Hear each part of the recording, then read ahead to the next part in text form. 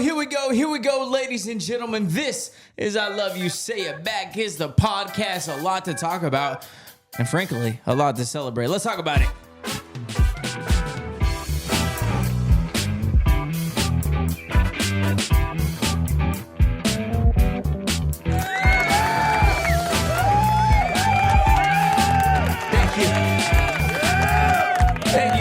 Thank you, ladies and gentlemen. This is I Love You, Say It Back. It's the podcast. I'm your host, Vic D. That is Preet to my left. How you doing, P? What's good, brother? What's good? Playa P. We're feeling good today. I mean, we're going to talk about football, yes, of course. But those claps that you just heard right there, they weren't for myself. They weren't for P, who's joining us in the studio tonight. I feel like they're for Shohei Ohtani and putting up the greatest game, the single greatest performance in baseball history. And you know what the craziest thing about that, Pre, is that saying that is not even far-fetched. You know, the single greatest, like in general, or just performance in the history of baseball. No one has ever done what he did at the level he just did it, with the speed of fastballs, with the way he's not just eking him out, inching him out of the stadium. He's hitting him out of this. He's hitting moonshots, baby. Absolutely insane. So we'll touch a little bit on that. Dodgers going back to the World Series. Before we get into all that, I just want to remind you, please jump over, like, subscribe. If you're listening on Spotify or Apple or iHeart or asking like whatever, just hit subscribe button, follow that button. Get up to date, get the notification on everything we're dropping. Follow us on socials at ILY Say It Back Pod. I'm at Vic T Radio. Pete, let them know. Pre_sing 13. There you go. So follow along, check everything out. Got a really good podcast, doing really good.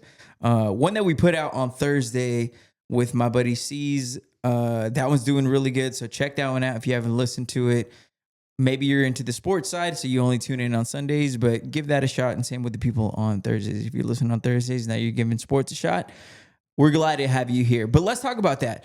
I'm not going to lie to you. There's been a lack of not investment, because I'm all the way in and I'm watching the games, but I haven't been posting that much about the Dodger game, because I feel like the expectations were to get to the World Series, right? It was going to be like World Series.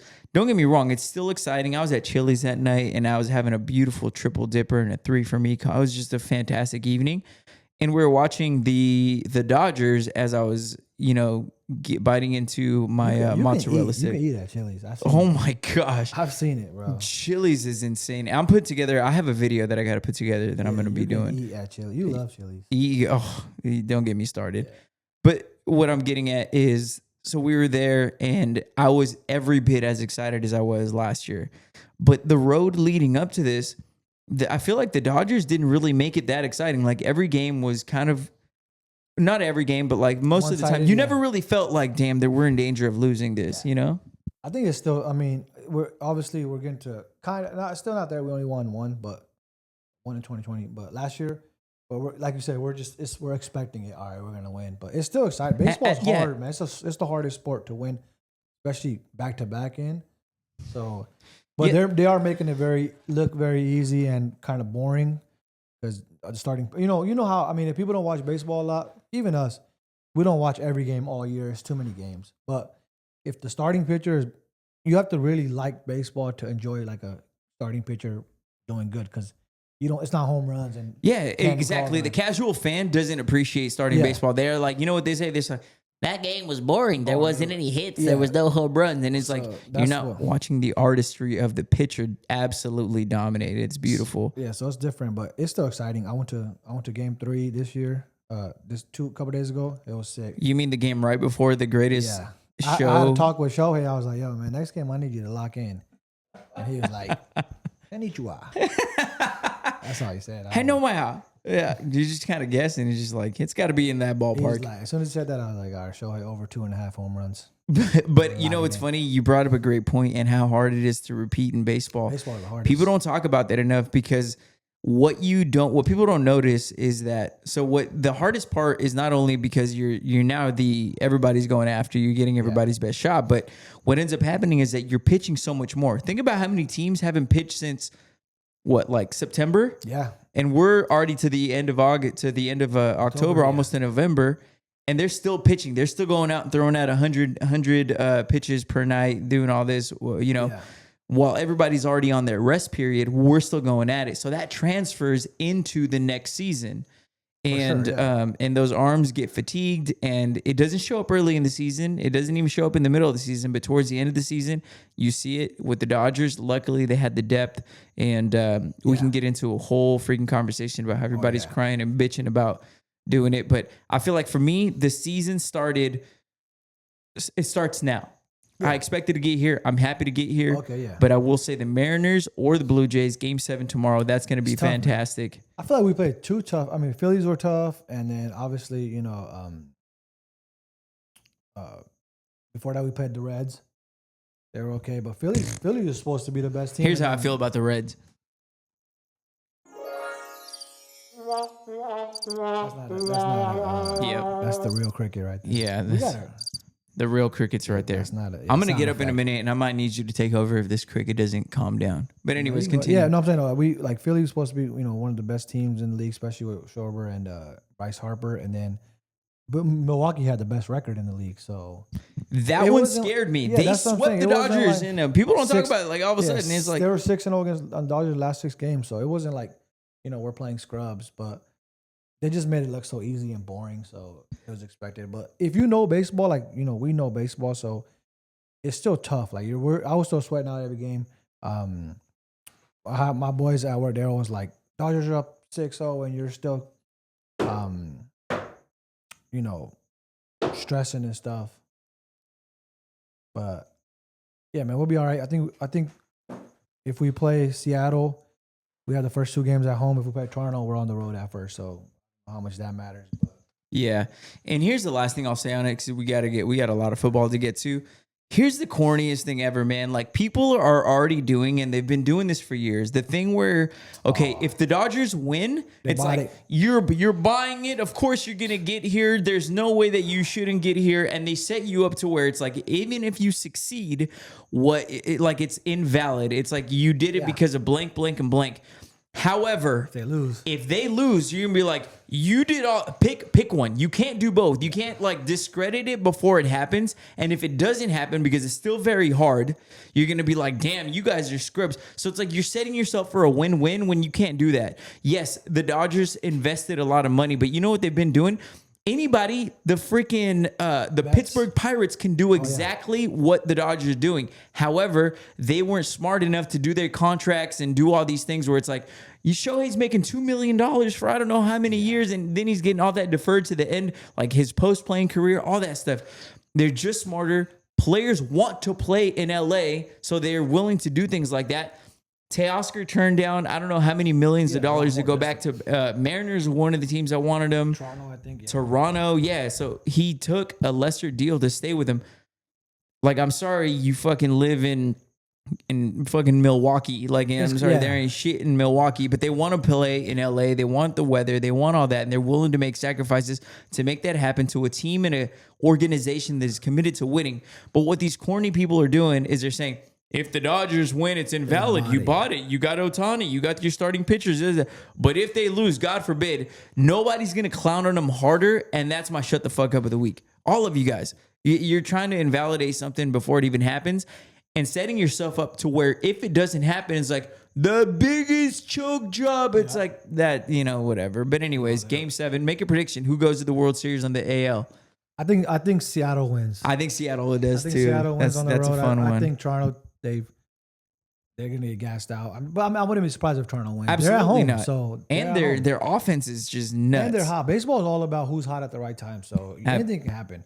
And that's why I'm scared of the World Series. It's not like basketball or football where the team that's better on paper is gonna always win. Like baseball's it's whoever gets hot at the right time. We've been getting lucky. Our pitching has been carrying us, but at any moment, a team can get hot and cold. So it's gonna be exciting to see. Real quick on the people that say stuff about they bought the championship. I seen some things it's been going around recently, but Dodgers have I think this is the most important thing you can say about that. They have 79% of their revenue that they get goes back into the team. For example, Yankees have like 47% of that goes back. So, like you said, if you blame your teams, don't blame. We can do a whole podcast Yeah. on the way that they how much they invest into The team, research bro. and analysis. So not even players. We're talking about like we're getting Facilities, we all do the stuff, we do pay for Shohei, we do pay for Glass now, we do pay for these players, but also talk to me about Tommy Edmonds and how anybody could have had him. Talk to me about Max Muncy, who was released by the Athletics, sitting on the couch like this. Exactly. Talk to me about Kike is getting $8 million like anybody has. That's all I was telling my boy. I was like, yeah, it sucks that you guys didn't have $8 million to pay Kike, and now you're like, he's the best playoff performer of all time. You guys got the luckiest. Yeah. It's like these corny ass dudes. So it's like they're trying to set themselves up for success no matter what happens. Oh, if we win it, it's invalid because of blank, blank, and blank. And if we don't, it's like, damn, you guys did all that and you still couldn't win. Shut the fuck up. Let's talk football. And I just want to start with my opening rant, just because this just so happens to be the Thursday night football team. And I got to be honest with you, Preet. Steelers 31, Bengals 33. Everybody, I mean, I said this on social media. I make all my predictions. I put my nuts on the table, and it's something that I did see coming. One, not just because this is how division goes. This is how division games go in the NFL, but what scares me is that now we're in a position where it's like, all right, this is a nationally televised game, the only game of the week, and now everybody's watching what we know, but like. Anybody knows if you've been watching the Thursday night games, there's been so many upsets. Yeah. The Eagles upset by the Giants, the Niners upset the Rams, and then this just falls right along the line. But you can say that it's been an odd year because of that. When in this division, or at least for the Steelers, this is what the Steelers love to do. Am I blindsided by the upset? No. Am I upset? Yeah, you can say I'm upset, but this is just kind of what happens in division games. But what I'm most upset about, and this puts a nice little bow on it, is the predictability of the franchise. And I'm not just talking about this one individual game. This could have happened to anybody, and it has. We've seen it all year long in Thursday Night Football. But how can I predict, me, some idiot guy in Bakersfield, California, how can I predict exactly what the Steelers and the type of season that the Steelers are going to do? And not just me. There's a lot of us who are realistic fans. There's the corny ass fans who think like, well, we love what we're doing. And it's just like, hey, another win.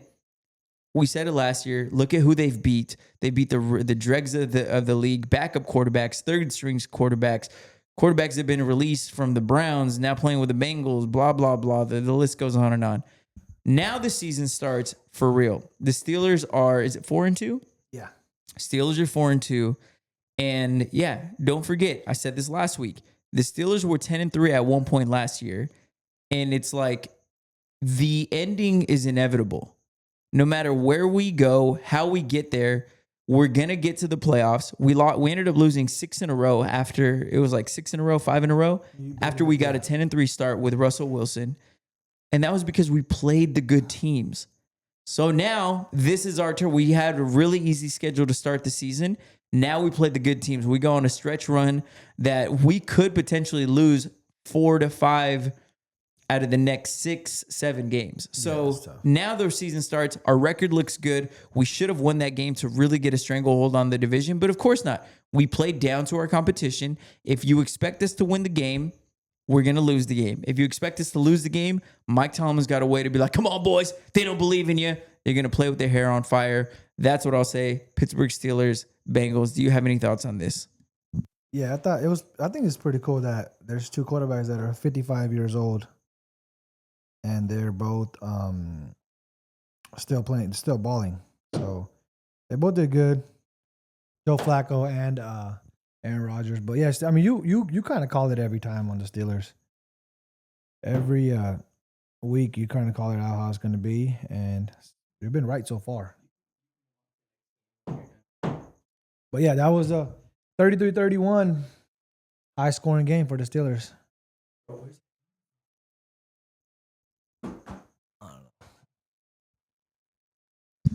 Let's move on to game number 2. My bad. I'm trying to find the cricket in here. If you're watching on YouTube, I'm a mess.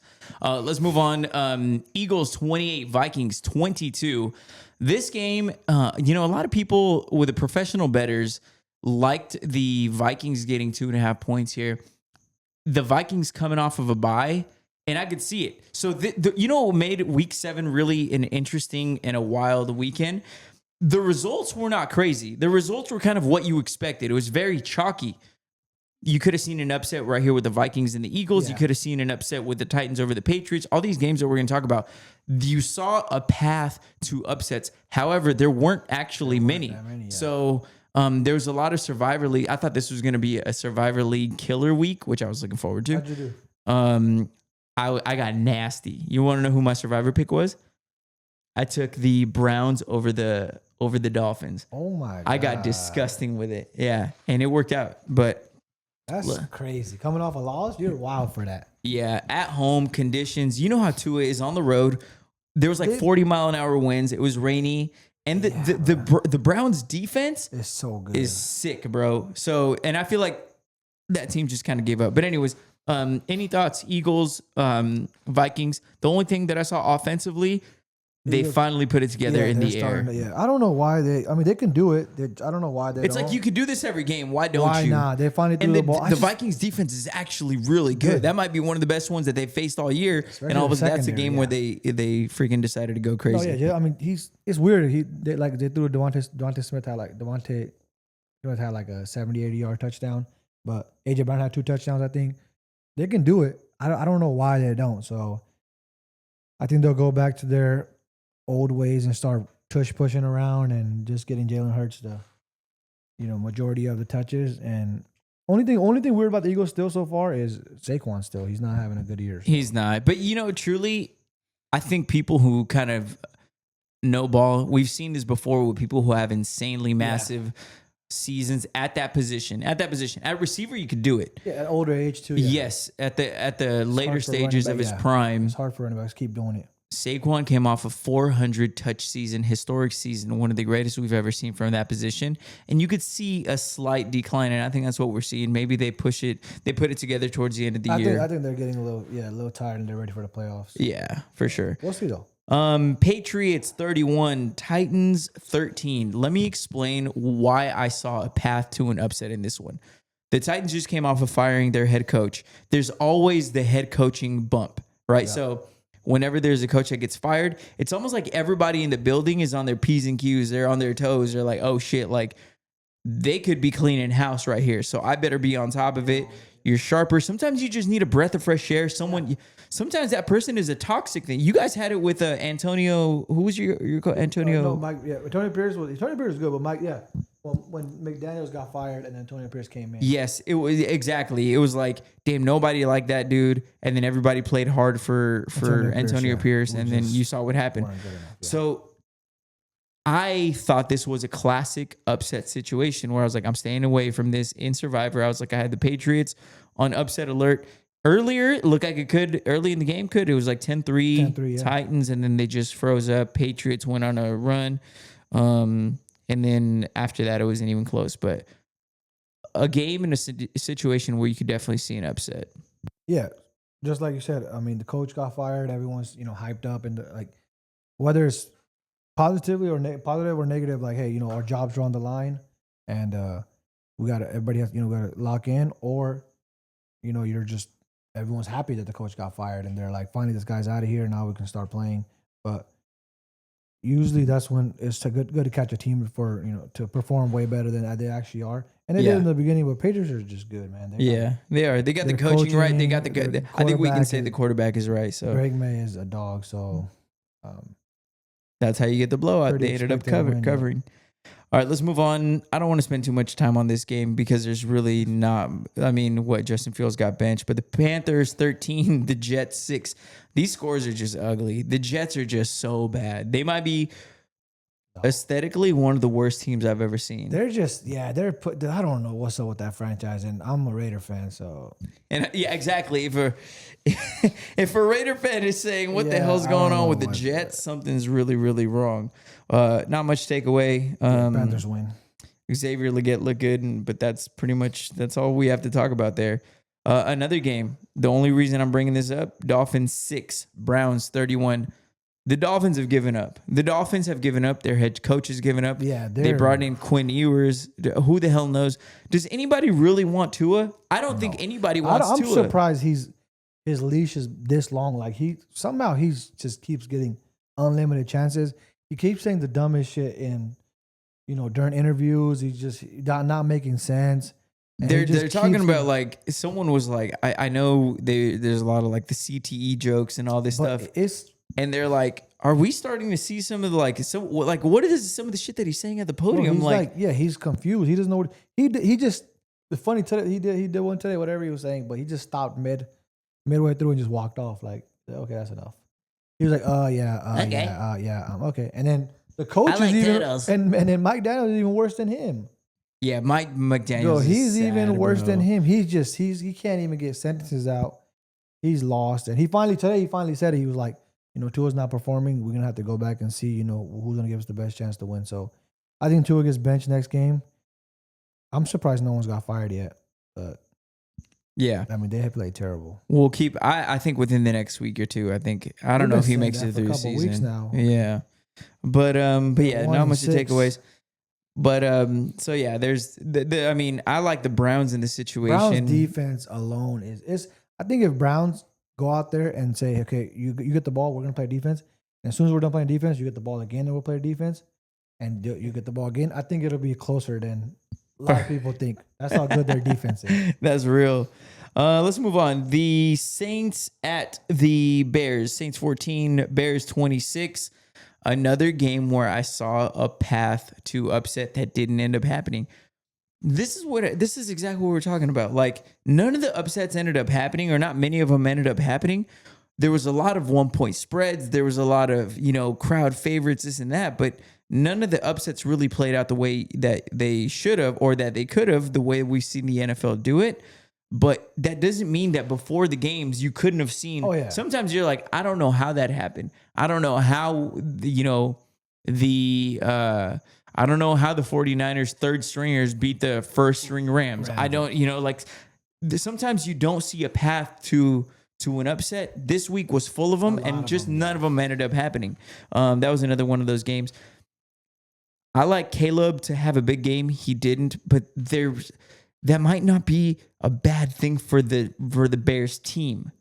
They didn't need it yet. Their run game since the bye has been incredible. I think Ben Johnson is starting to, obviously, everybody's getting used to it, and everyone is starting to kind of pick up on what he's doing. Their defense won them that game, and then the run game just finished it off. And Saints are like say with the Jets, the Giants, the Dolphins, teams like that. Once you put them down a little bit, they're done. They're just gonna fold. So yeah, they'll stay afloat as long as they can. They'll keep the little hype up, momentum. But once you take that away from them, they're done. Yeah, those teams are done. So the path that I kind of saw to upset on that one was simply like there was just a lot of weird storylines. The Saints have fought okay, and you talk about the storyline of, I don't know if people follow college. I know a lot of people follow NFL, but they don't follow college. The Oklahoma ties. Things, yeah. Spencer Rattler was the starting quarterback at Oklahoma. Caleb Williams comes in, takes his job.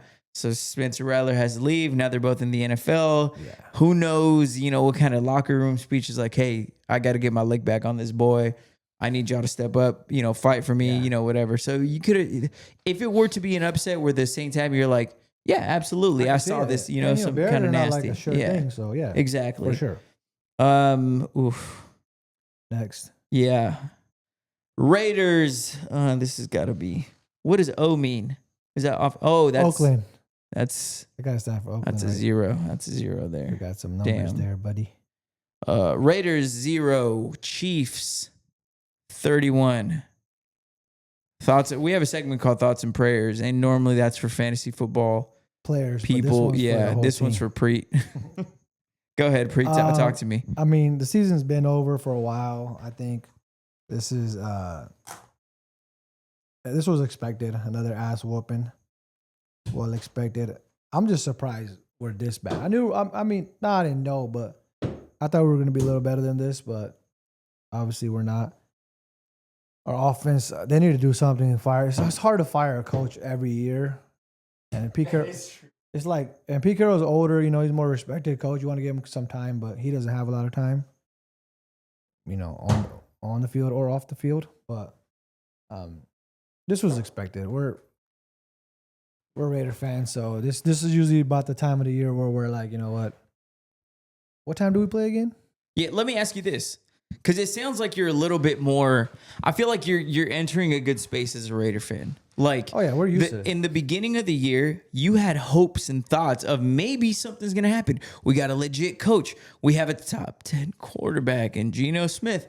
So you had hopes and you had aspirations of, hey, maybe this is a season that weird shit happens in the NFL. Maybe we could be at the top. But I feel like those dreams have faded, and you're back into a spot where you can't be disappointed. You're like, it happens every year. It's one of those things where it's like, obviously, you want to be like, it depends on what kind of person you are, but you want to be positive. You want to always have a positive thought on things. And like we said about the baseball thing, after when the off season starts, you forget all this stuff, and that you want to forget stuff, because if you don't, you're gonna keep holding on to, just like in life.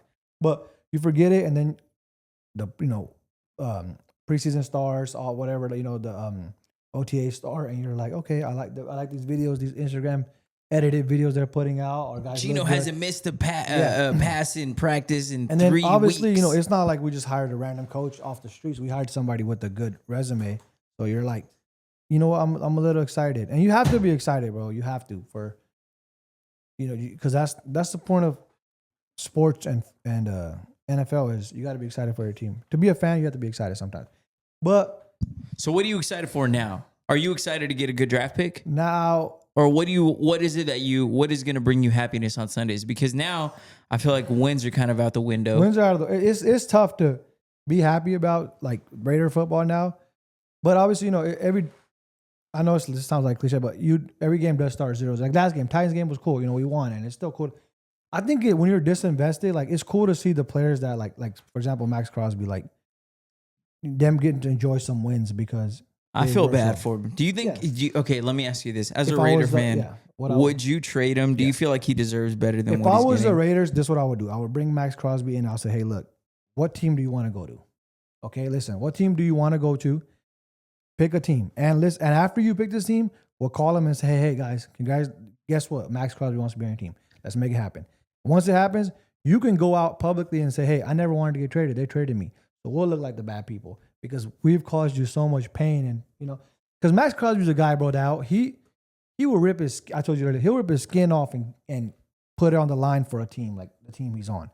And we see it all the time. No doubt about that. Like, I and think it's anybody sad, who watches and they're human, they're similar age to us. Like, they're humans. Like, it's sad to see, like, he had a pregame speech. He was, like, hyped up. And I did see that. That made me so sad because I was pregame, and then it's like you look at the final score. And it's not even final score. It's like 2 possessions into it.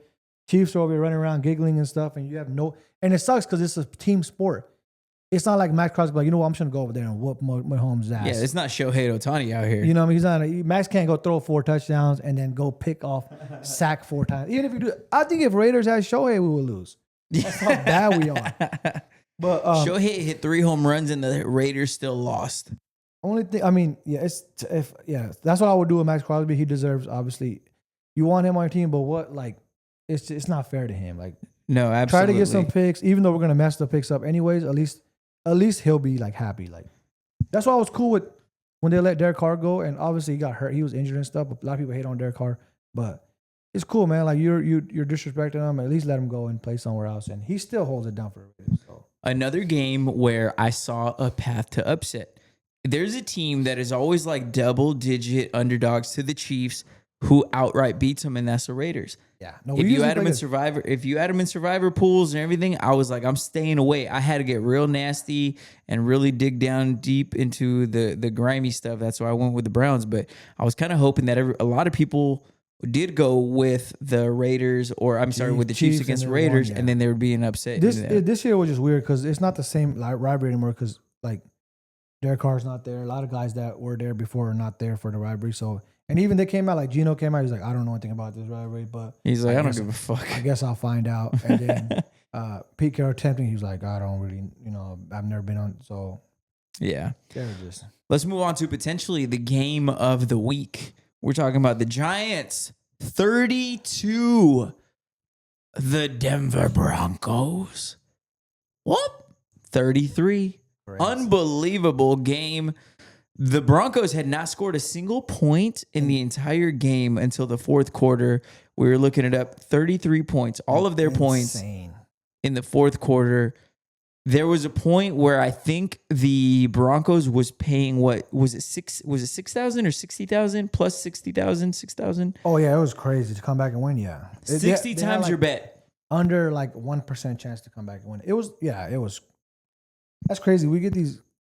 I mean, we don't get them a lot, but that was just it wasn't even a weird game. Like it was just a regular like all right, Giants gonna win this game like 27-10 or something. You know, that's how it was looking like, but. They just kept making mistakes. I think Giants got too hyped up and caught up in the moment where it was like, hey, we're up 10. Let's keep throwing. Let's keep making Jackson Dart look, you know, let's keep the hype. I want to see him make plays so they could do funny stuff with Jackson Dart and Cam Scatterwood, but fucking idiots. You got to lock in. Like, look at the Chiefs, bro. They take a lead and Andy Reid stops all that bullshit. He's like, all right, we're running the ball. Like, okay, here's where I stand on the Giants right now. They were a feel-good story, and it was cool and it was fun. But then they started getting so corny in the post-game conferences. Yeah. They started getting, like, to me, all that shit was mad corny. And I was like, I cannot wait for a real team to come in, punch you in the mouth. And I'm not even saying that this was a game that somebody did it. But you know everybody's watching these boys have success after 2 or 3 games. And they're like, all of a sudden, it's like, hey, congratulations, you've won 2 games. And you're fucking out here ripping your shirt off on national TV. You're putting a bullseye on your own. You're putting a target on your own back. And I'm glad. I think the Jackson Dart thing, I think the Cam Scatterbo, like, it was cool. I think they overdid it to the point where it got corny as fuck, and I'm so glad that this happened. Yeah, they got to fuck Jackson Dart. Fuck Cam Scatterbo. Like, y'all are corny, dude. Like, it became corny. It's like, oh, we're just the frat boys. We're the fun guys. That's what the league needs. And it's like, actually, no. That's why you guys keep losing habitually, and you're still finding ways to lose. And that was an incredible way to lose. And I'm not that sad that it happened at all. Yeah, I agree with you. I think they got a reality check. Like, yo, this is the NFL. This is not a joke. I think both their dudes. That's a great way to put it. Yeah, like, this is the fucking NFL. Like, grow the fuck up. You can't come like. I was watching the game. Like, they were up 10 points with 4 minutes left, and they kept trying to throw the ball just to be like to make it look like a cool win. You know, it's like a flat. They're trying to be flashy now. Like, let's go win, and you know he wanted to like throw it on 3rd and 5 and get a first down and celebrate, do some weird stuff like instead of just winning the boring way, right? Yeah, but that's a reality check, bro. These guys are professionals. Broncos are professional. Sean Payton, they're not. They don't play around. And that defense that defense is elite. They hadn't looked at it. I feel like they kind of woke the sleeping giant. It was a perfect combination of everything too. It was like they scored, and then they had a quick turnover, and then suddenly the pressure comes back on the on the Giants, and then it's just too much. Yeah, they missed the extra point. So, but it's 2 guys that were backups, and now they got starting jobs, and they're like, we can't lose this. Our starting jobs. Only way to do that is to just put on a show, and hopefully it is bringing in revenue for the team, so that's the team's okay with it. But I think they're 2-5. They're not gonna finish with a good record. So I think coaches will get fired. Maybe not right now, but end of the year, and then I actually like Dable a lot. I think he's good with quarterbacks. He's gonna be the scapegoat. I already got a feeling he's gonna be the scapegoat. Steelers, go get him. We need an offensive coordinator. He'll be the scapegoat, and then I don't think Scatterwood is gonna be like a starting like a superstar like people think he is.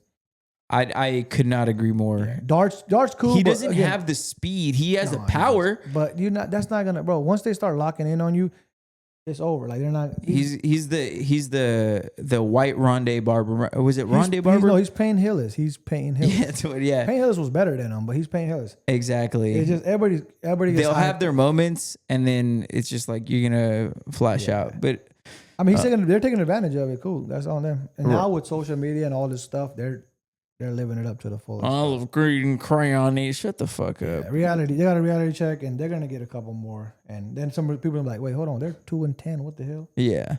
Packers 27, Cardinals 23. Another game. Frankly, folks, I had the Packers on upset alert. And boy, did it almost happen. Like, look, a lot of these upsets did not happen, but there was a path, and it looked like it when early in the Titans game, early in most of the whole Cardinals and the Giants and the Packers game, it looked like the Cardinals were going to pull it off with their backup quarterback. Jacoby Brissett's got that offense humming. He's finally getting to the ball to his tight end. The offense is looking functional, and the Packers, I still think, are They're a young enough team to where they're very talented. They're very good. I just don't think they have fully realized how to win a game from the opening kickoff to the very end. And somewhere in between, when you're in the NFL, if you can't do that, you're going to give a lot of teams an opening that shouldn't have an opening. They should. This game should not have been close. People are stupid when you think you're like, oh, I'm making a pick. Like, I'm going to pick this team. When you pick a game, you're picking who's going to win the game.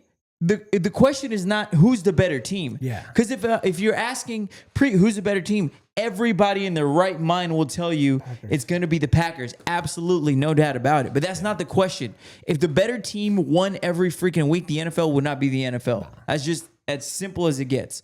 To me, Packers are joining. I mean, this is off topic, but Packers are joining a list of teams that I hate. I can't. They're so boring to watch now, dude. Like.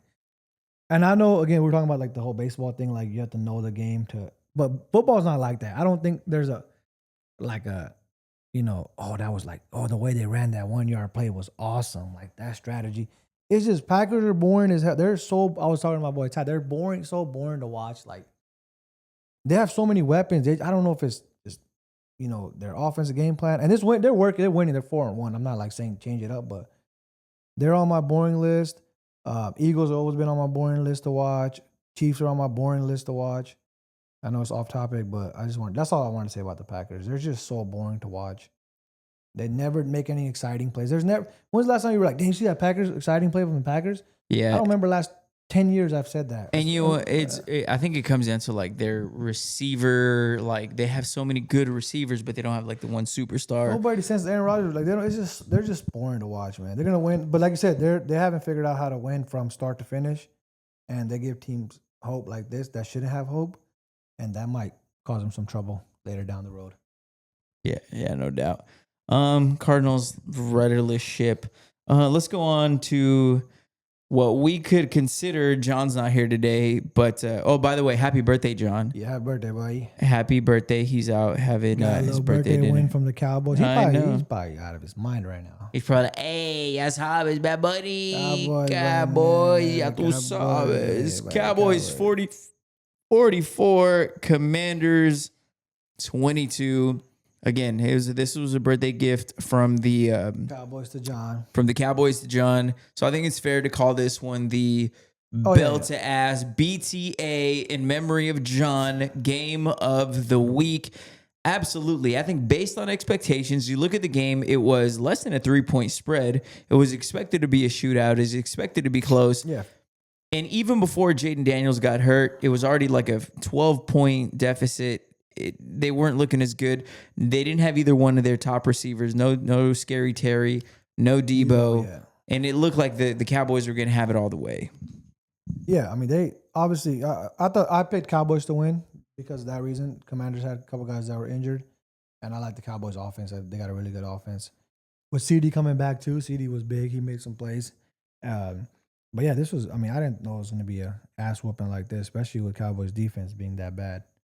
I'm glad they won though, because John, I wanted John to be happy on his birthday. So yeah, you got to give him a little something. Yeah, give him enough hope to where he's actually hurt later. Like if you're a Raider fan, you can't be hurt later. Today, that's not fun. I want there to be disappointment and pain. So right now, them winning these games, and getting them into the playoffs and getting blown out by the Niners, that's going to be hilarious. That is what is going to do numbies on the podcast. To Mac Jones. Hey, but right now, happy birthday, John. Happy birthday, man. Let's move on to the Sunday night game. Falcons 10, 49ers 20. I'm just excited to hear I almost enjoy listening to you talk about the Niners as much as I enjoy listening to you talk about the Raiders. Just another snooze fest of a game, obviously. Shout out Joel. Joel was at the game. It was Joel's. Joel's birthday too. Yeah, Joel's birthday was yesterday on Saturday. Another birthday gift. But another snooze fest. Niners, another lucky win. I didn't see this till after the game, but I don't know if you've seen this, but when they pulled CMC over the line for that touchdown, I guess that's legal. You can't do that. Should have been a penalty, but of course they won't call it on the Niners. Not on the Niners. Because LGBT, baby. You gotta support the gays. But sorry, whoever is gay. No, I'm not. Betch. But yeah, Falcons are a weird team, man. I don't know what to think about the Falcons.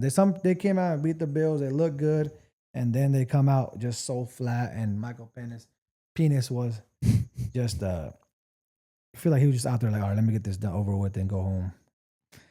Let me. But real quick, my bad.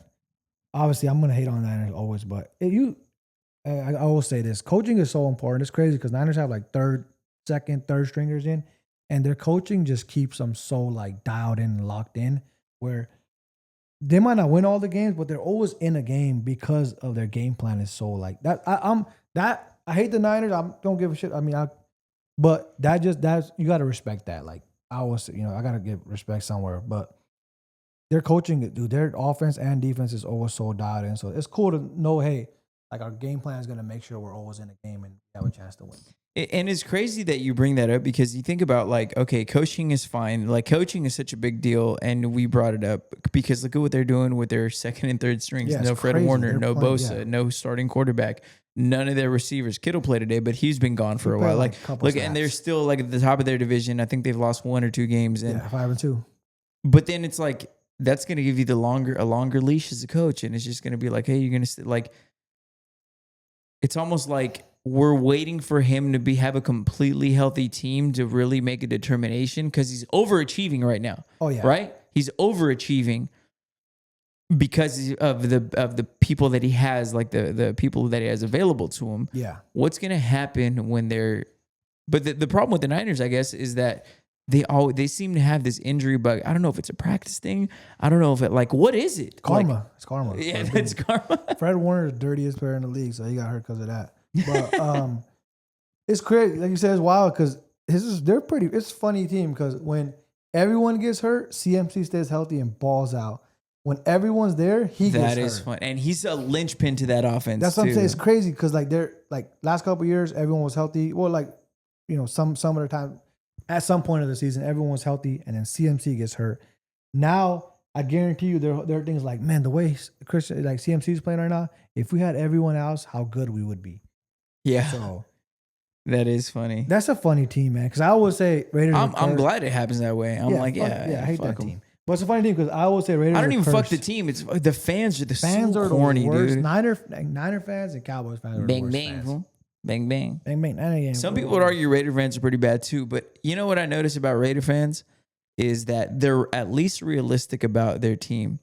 The Cowboys, listen to John talk about the fucking Cowboys. Listen, to me, they've been thinking that they're going to be in the Super Bowl for the last 35 years. I don't know who's going to tell them that they haven't even been close. My issue with these two fan bases, especially Niners, is when they're winning, they're always like wearing their gear and out. When they're losing, that's my issue. When the Raiders are always losing, so we have to support, right? It's either wear my Raider stuff or never wear it because we're not going to win. So, wear when they're always or never wear it. But Niners fans, when they're winning, they're like, yeah, we're winning. Brock Purdy this, Brock Purdy. And then when they're losing, they'll go to their excuses.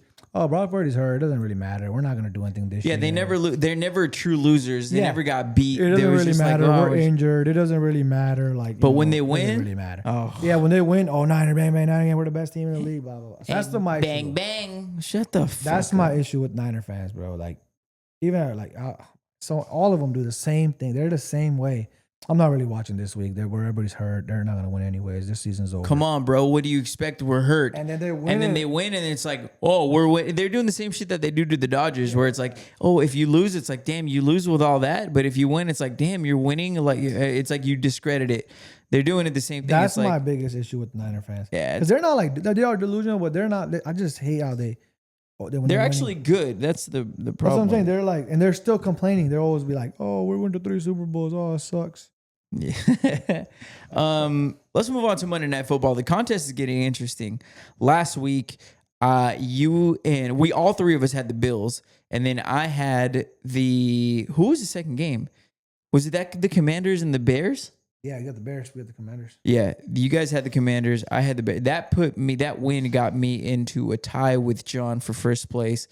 I don't know where the hell you're off in Narnia, just swimming in the middle of the ocean there, buddy. It's because we're injured, bro. Yeah, it's because we're injured. It doesn't matter. You guys are buying. You got another chance. You're paying for your wins. It's a two. I don't like these double headers either. The Monday Night Football. I'd rather have one shitty game, I'll find something to live bet to make it interesting. But I hate lose it. once. I hate losing twice. Exactly. Fuck that. But we'll start with the first game. Buccaneers at Lions. Who do you got? I want to say Buccaneers, but I feel like I'm not saying their luck's gonna run out for the whole year, but every game they've been coming back and winning. Like sooner or later that coin's gonna flip at least once. So I'm gonna go Lions here. I think Lions at home. They're coming off. They come off a loss, right? Yeah. Yep. To the Chiefs. Yeah. So I think they're gonna get it back together. Their offense is too good. I may drop the house. I may drop my first child. I may drop my truck. I may drop my studio equipment. Everything in my heart and soul. There is zero doubt. Take the Lions. Take them. Take the points. The everything minus the spread. Ladies and gentlemen, there is zero doubt. This is my lock of the millennium. If you have a firstborn, secondborn, thirdborn, put them all on the line. You'll double your children instantly. The Lions. There is no path to losing this game. Absolutely zero path. Love it. Might be my favorite pick. I don't know what the money line is, but it might be like 200, 300. I might put the whole 300 just to win the $100 on it. That's how confident I am. You like that? This is not good because your last. Give me the Lions. Yes, I was wrong the first time I made my mortgage bet, but you can't be wrong two times in a row. That's the rule. All right. You cannot be wrong 2 times in a row. You get my money back guarantee, lock of the millennium bet. Give me the Lions over the Buccaneers. No doubt about it. Put your children on it. Next game. Don't do that. Please don't. Trust me. Do you think I'd be saying that if I knew I was going to be wrong? No. Let's move on to game number 2. Texans at Seahawks. What's the spread on this? Do you know? Seahawks -3 at home. Seahawks -3 at home. I like that line. I think the line is about right. But who do you like in this game? This one was tough because I like Seahawks, especially at home. They've been playing really good. Their offense is starting to gel. But I think I have to go with the Texans on this one. Oh boy, they're coming off a bye. CJ's starting to kind of play a little better, and I've been hating on CJ for this pretty much this whole year because he's been playing really bad. But I think I'm gonna go with Texans. Your legs, CJ. Come on. Yeah, man. Come on, brother. I'm old, bro. He's 23. Talking about he's losing his athleticism. But why is CJ Stroud's comp Jared Goff? Like that should not be your fucking comp. That pisses me off. God, yes, it's terrible. But I think Texans win this game. I think they surprise Seahawks. They went on the road. Okay. So you got the Seahawks. You got the Texans in that one. I'm gonna go the opposite direction. I don't love it as much as I love the Lions, but I do like this game. I might parlay the two, honestly. Give me the Lions and give me the Seahawks. I love the Seahawks in this situation. The only thing that does scare me is what you were talking about. The Texans are coming off of a bye, but I do think that the Seahawks are supposed to be getting some of their defensive pieces back in order, and I think that's going to help them a lot. They have a nasty defense who's just been a little banged up, a little bit injured. And they're at home. And they're at home. Yeah. That 12th man is something, not what it used to be, but I do like the advantage. So give me the Lions, give me the Seahawks, give Pre the Lions and the Texans. So that'll be interesting. We'll get John's picks in here by tomorrow. So is there anything else you wanted to hit on before we wrap this up? So far, so the records are. Me and John are tied. Me and John are tied. I believe it's like 6-3 and 6-3. We'll have to go back and look at the exact same numbers. But I know me and John are tied at the top. Yeah, I'm like 2 and 6. Let's not. Yeah, it's halfway through the season. Second half, boom. Yeah, exactly. Everything could flip flop. So there we go. But yeah, thank you guys so much for listening. Go Dodgers. The World Series will have already kicked off by the time that you hear from us next.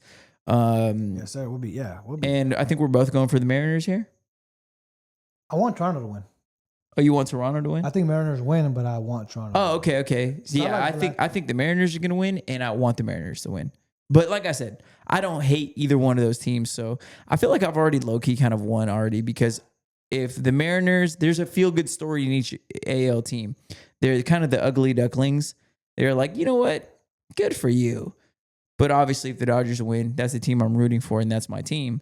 But it's not like the Houston Astros that you absolutely loathe and hate, fucking whack ass, cheating ass bitches. But it's gonna be a fun World Series, and we'll keep you posted, and we'll do little talks on that as we go on. Until next time, y'all have a great night. Sleep good. I love you. Say it back. Peace. Love y'all. You, buddy.